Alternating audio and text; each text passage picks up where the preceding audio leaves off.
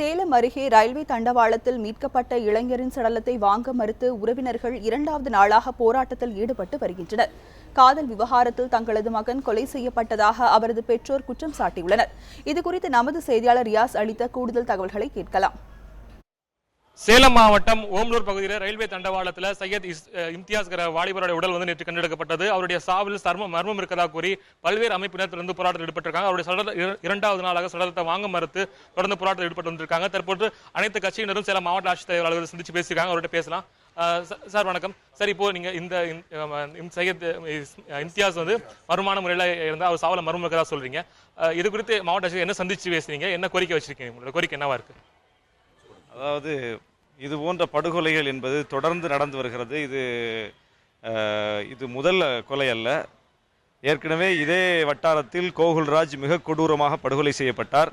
அந்த கொலையை நாங்கள் கொலை என்று சொன்னபோது அதிகார வர்க்கம் அது தற்கொலை என்று சொல்லி வழக்கை மூட பார்த்தது. இப்போது இதிலேயும் கூட இது ஒரு விபத்து என்று சொல்லி காவல்துறை இதை மூட பார்க்கிறது, வழக்கை முடிக்க பார்க்கிறது. எனவே இதை அனுமதிக்க முடியாது. இது தெளிவாக திட்டமிட்டு செய்யப்பட்டிருக்கிற ஒரு படுகொலை. அவர் 2 நாட்களுக்கு முன்னால், அந்த சம்பவம் நடப்பதற்கு 2 நாட்களுக்கு முன்னால் ஒரு கும்பலால் மிரட்டப்பட்டிருக்கிறார். அவருக்கு தொடர்ச்சியாக தொலைபேசி அழைப்புகள், மிரட்டல் அழைப்புகள் வந்திருக்கின்றன. அப்படி ஒரு சூழ்நிலையில் அவர் படுகொலை செய்யப்பட்டிருக்கிறார். அவருடைய உடல் கண்டெடுக்கப்பட்டிருக்கிறது. ஆனால் இப்படி ஒரு பதற்றமான ஒரு நேரத்திலும் கூட அதிகார வர்க்கம், காவல்துறை இதில் ஒரு மெத்தன போக்கை கையாளுகிறது. அந்த குடும்பத்திற்கு கூட தகவல் சொல்லாமல் உடற்கூறாய்வு செய்திருக்கிறார்கள். இது எப்படி இது நடக்கும் என்றே தெரியவில்லை.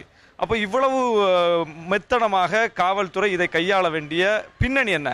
அதனால்தான் நாங்கள் என்ன சந்தேகப்படுகிறோம் என்றால், இதற்கு பின்னால் சாதியவாத சக்திகளினுடைய மிகப்பெரிய ஒரு பின்புலம் இருக்கிறது. அவர்கள் காவல்துறை வழிநடத்துகிறார்களோ என்கிற சந்தேகம் எங்களுக்கு ஏற்பட்டிருக்கிறது. எனவே இன்றைக்கு நாங்கள் அறவழியில், ஜனநாயக வழியில் இன்றைக்கு மாவட்ட ஆட்சித்தலைவர் அலுவலகத்திற்கு கோரிக்கை மனுவை கொடுத்திருக்கிறோம்.